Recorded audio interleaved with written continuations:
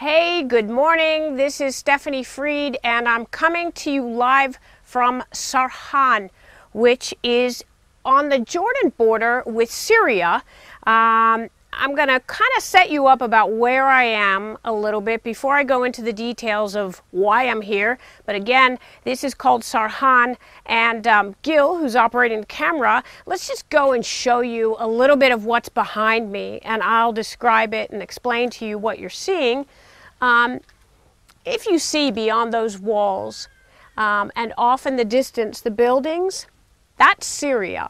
So when people talk about the close proximity of Syria to Jordan, the issues of Syria to Jordan, and the numbers of refugees that have come over from Syria, if you can just imagine looking at what Gil is showing you right now, when the fighting gets very, very heavy in the areas that across those fields that you're looking at right now, people run, and they're running for their lives. And where are they running? To the closest border, where they're hoping they're going to find freedom. Now, what you're seeing right now, again, are the distance, off in the distance, that is Syria.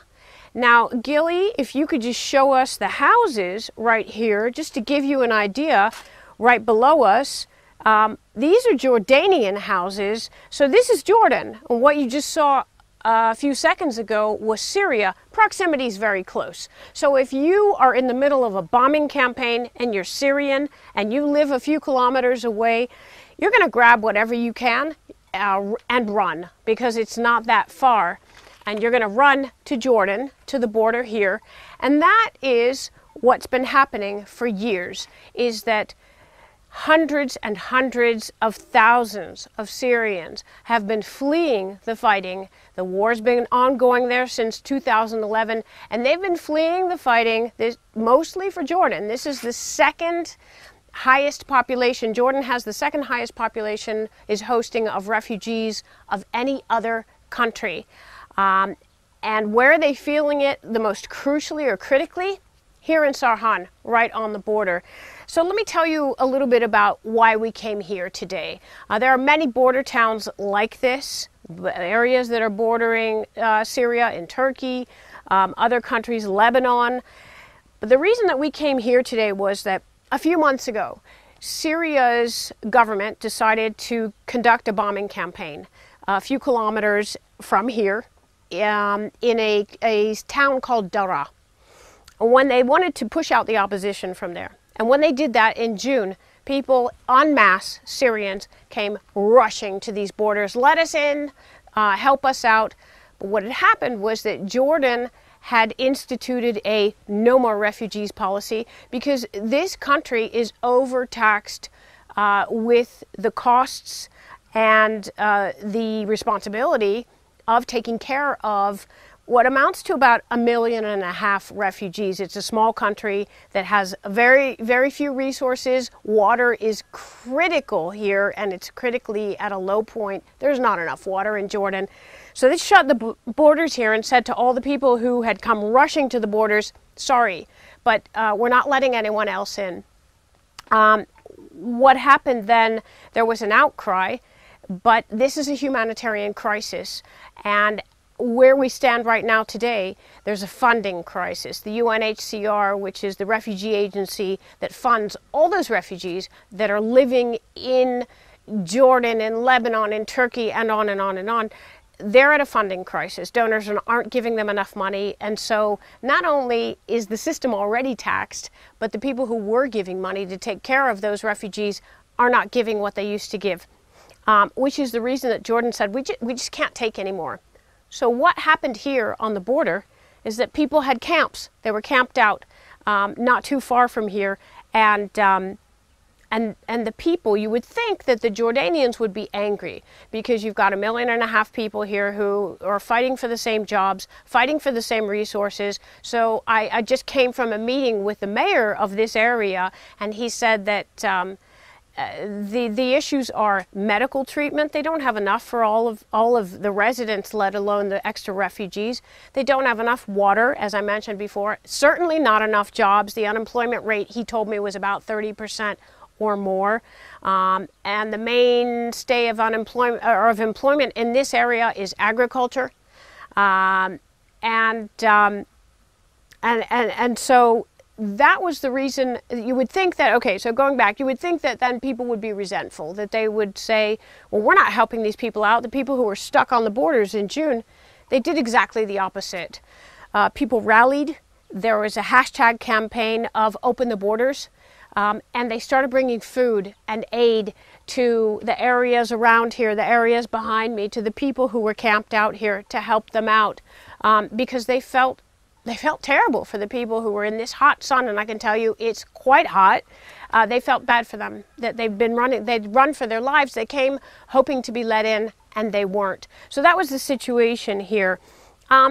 Now just to come back to where I am right now. So where I'm standing right now is on the rooftop of the home of a person who was generous enough to allow us this vantage point, because this is quite a vantage point, and Gil's going to take you back again. He's going to take you over to just take a look at the surrounding areas here. Again, what you see in the near distance is Jordan, but off in the hills, further distance, that is Syria. So we are on the border of Jordan and Syria. And in Sarhan, where we are right now, of course, where's the first place that people fleeing for their lives who come across the border place themselves? In the border town. And that's what happened here, is that people came across, they were like, we don't need to go any further, and they settled here, which again has put a tremendous burden on the local population, the local mayor who we just met here on the border with Syria. So the person who was generous enough to allow us to stand here on his rooftop is Farhan Nuebi, and he's right here with me.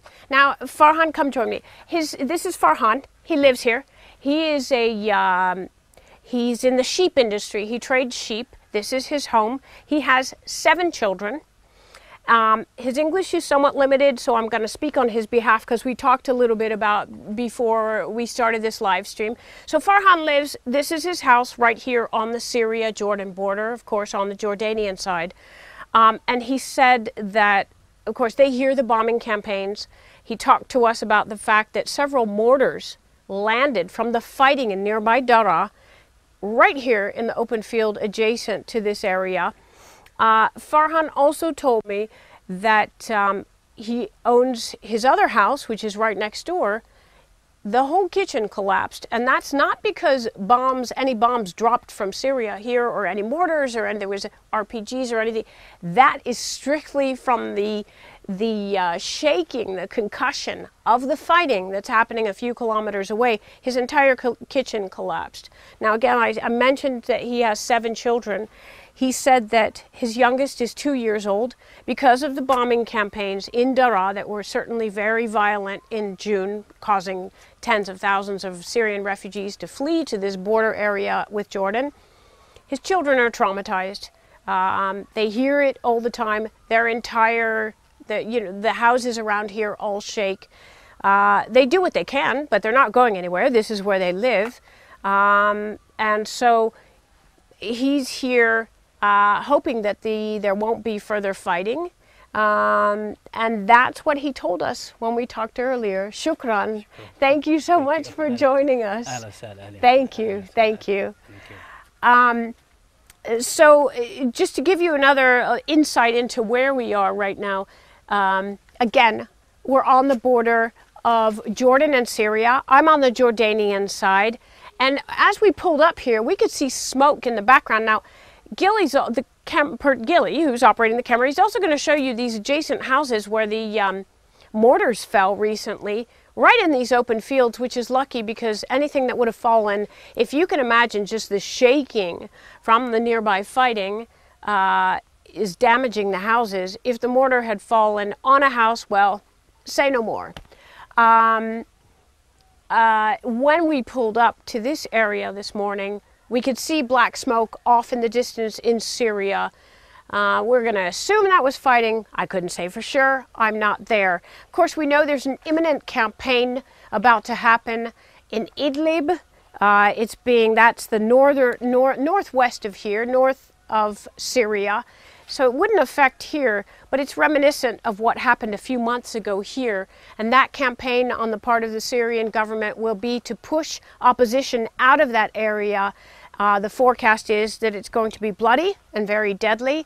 And if this is any measure of what happened here on the border of Jordan and Syria several months ago with people fleeing, it will present another refugee crisis, again, right at the time when the UNHCR, which is the agency that supports refugees, is struggling to support those refugees.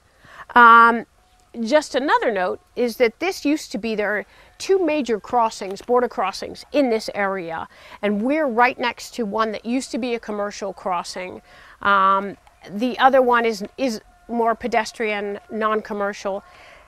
That commercial crossing shut down 4 years ago, and it shut down because the opposition in Syria took control of that side of the border. And so the Jordanian government said, nope, nope, nope, we are supporting the Assad government, so we are going to shut down the commercial crossing. And as well on the Syrian side, it shut down. After that fighting in June that I was talking about, the fighting with the Syrian government to oust the opposition, which was a successful campaign, now they're going to reopen that commercial crossing. It's a matter of time. No date yet. Just to give you an indication of what's happening here, supporting the refugees who have come across the border. Again, it's taxing the Jordanian government. I said that I had met with the mayor of this area about an hour ago. From our meeting, he was going to a meeting with the World Bank to drum up support. They need money. There's no money, and they need money to support the people that are here. They need jobs, and he said he hopes that the border crossing will open very soon, if nothing else, so there will be some jobs for people, because there was a free trade zone. And that's actually, Gil, if you can get that on camera, there's the free trade zone was Syria Jordan free trade zone is right here in the distance, and he's hoping that's that crossing area. He's hoping that's going to reopen quite soon so that there can be trade again. I'm just going to let you take a look at that. And that audio, if you can hear that off in the distance, I'm not sure. No, you can't. Okay, well, there's an audio. It's nothing. It sounds alarming, but it's really not. The one thing that the mayor did say to me during our meeting is that many houses in Sarhan, which is where I am, they've been damaged by the fighting campaigns, particularly in Daraa. And that's, again, just from the shaking. He said at night they hear the shaking, that it's a boom, boom, boom all night long. That's what they were hearing. But back to the money issue, there's no money to fix the houses. And we would love to have taken you to see damaged houses, but if you catch my report later on CGTN, then you will see houses that have been damaged inside Jordan by the fighting in Syria, which is just right off here in the distance. So again, I'm going to wrap it here because I think I've sort of talked about what's happening here, where we are. Again, we're here in Sarhan, which is a Jordanian border town with Syria that has certainly been affected by the fighting, where people are saying, we've had enough in Jordan of the fighting in Syria. When's this war going to be over? Incidentally, we did talk to some Syrian refugees at the nearby Zatari refugee camp. We met with them yesterday on Tuesday, and they said that they're saving their money because they're basically looking to go back. So people are anticipating going back to Syria. But again, this is a town that was affected. It's close to Syria. And the people here are saying enough is enough. They're hoping the fighting is over. But as we noted from our talks with the community here, when there was fighting, when people were fleeing, the residents here, despite the pressure on their economy, despite the pressure for housing and jobs and water and food and medical treatment and schooling, there's not enough space in the schools for all the kids, they were sympathetic. And the people of Jordan were bringing food to the Syrians who were stuck at the border. So I'm going to sign off now, as I promised a few minutes ago to do. Now I'm really going to sign off. Catch my reports about Jordan, about the refugees, the refugee crisis, and about how border towns like this one have been affected by the fighting. And that's certainly in anticipation of the upcoming fight that we are anticipating will happen soon. Syrian government to retake Idlib from opposition.